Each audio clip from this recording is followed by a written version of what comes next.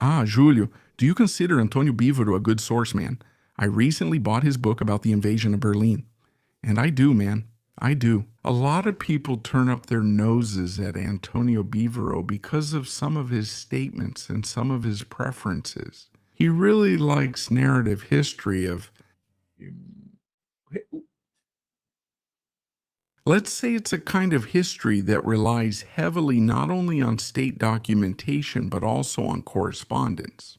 It's a more social history of the events. You see Beevor relying a lot on memoirs. For example, that book about Berlin you're talking about, Marcos, has a lot in it that comes from Vassili Grossman's book. Do you guys remember Vassili? Vassili Grossman was a Soviet journalist who followed the advance of the Red Army all the way to Berlin. So Grossman was the guy he was the one who recorded what was happening at the front lines of the Soviet armies. And he was there, you know, man, in the heat of the battle in Berlin. So that book you're talking about, man, which is Berlin 1945, I have it here too. I've read it. I think it's a really good book. It was the first time I came into contact with the details of the Battle of Berlin.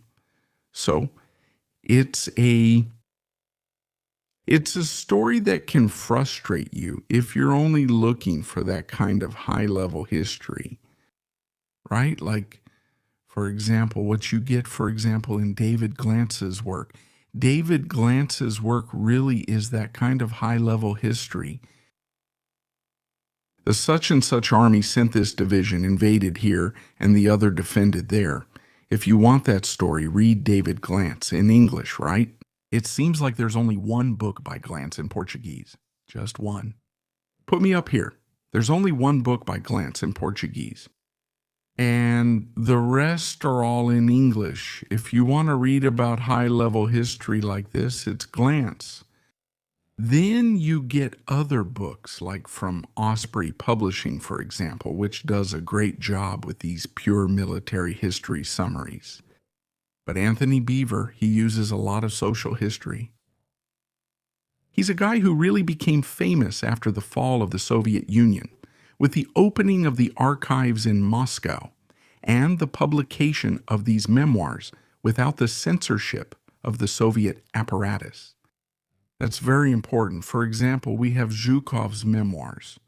Georg Zhukov's memoirs came out back in the 60s or 70s, the first edition. And Zhukov was still alive. He wrote it and it was published while he was still alive, the first edition. But it was extremely censored by the press apparatus there in Moscow. It was extremely censored. So only what the state wanted to hear was published. Then, when the Soviet Union collapsed, one of Zhukov's daughters handed over the originals to a journalist there, and the journalist published them in full. Then everything changed, right? Everything changed. How Zhukov saw the war. So this happened with several other works as well, including Grossman's. So Antony Beevor, he was able to draw from a very rich source. Namely, these new books, these new works that were published from the 1990s onwards, and he wrote very good books. Stalingrad, Marcos, I don't know if you've read it, is also really cool. Antony Beevor's Stalingrad, which is the same thing. History with that touch of social history, military history with that touch of social history. Chiquitone there, who has class with everyone tomorrow. Our partner Chiquito, Osprey is life. Man, I think if I were a follower, if I were into tattoos, I don't like tattoos and I'm not going to get one. But this is one of those mottos I would get tattooed. Osprey is life. Yeah, Osprey is life. Man, let's go. Even for the guy who asked me about the channel. Do you speak English? Start by buying Osprey. Start by reading Osprey. Osprey is life. There's no better way for me to put it. That's it. That's exactly it. Okay. Over there in Beevor's grade. I love Madame Vintage there, 1950 talking. It's really very good. It's really very good. Okay. There's a lot that's not that hardcore military history, right? But also, man, it adds a different flavor to it, you know? It does. It's interesting for whom, I'd say. And if you still don't know anything about Stalingrad, starting with Beevor's books, either Stalingrad or Berlin, starting with Beevor's books, might leave you a bit confused. Why? Because he goes into detail about some little parts of the battle, of the event, right? But if you don't know how things unfolded yet, right? Of course, I mean of the battle. In my view, the way my mind works, I first read a basic overview. It's a real beginner's text, like a homemade rehydration mix, you know? A pinch of sugar, some salt, sugar, mix it and drink it. I need that first. That's the basics of it. I need to know the start, middle, and end.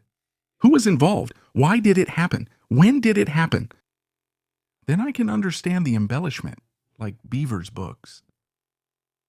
Ah, the slip up and the rough part. Ah, the dust would rise and nobody could see anything. We saw people trading all sorts of things, who knows what. So, first you need to have the structure, and then you can really understand. I wouldn't recommend Beevor's books to someone who's never read them, doesn't know what they are, you know? You know? Army Group Center, 1st Belarusian Front, 2nd Belarusian Front, 1st Ukrainian Front. Who was Marshal Konev? Who was Krokosovsky? Who was Zhukov? Who was Helmut Weidling? Who was Wilhelm Monk? If you don't know who these guys are yet, you need to know who these guys are. You need to know what these formations are before diving into a Beevor book. For me, that's how it works.